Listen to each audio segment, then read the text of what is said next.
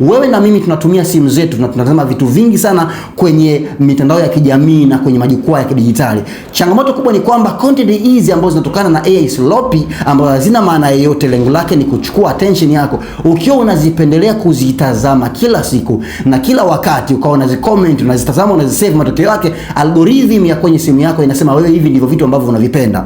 Utakujikuta kila siku unaletewa AI sloppy, kwa maana content ambazo ni valueless, content ambazo ni effortless, content ambazo ni just attentional trappers, bila ya kukuongezea value ya aina yote, na mwisho siku utajikuta maisha yako yote haujifunzi vitu vya maana kutoka kwenye mitandao na huoni kitu chenye value, kwa sababu umejaza kwenye feed yako content ambazo ni AI sloppy. Hivyo jifunze kuanzia leo, unapoona content yote ambayo imetengenezwa na AI ambayo haieleweki, haina mbele, haina nyuma, haina mkia, haina mguu, tupa kule. Usipoteze muda kuangalia, kucomment wala kusave. Tafuta vitu vyenye maana, save, epuka na AI sloppy, tafuta real value driven content.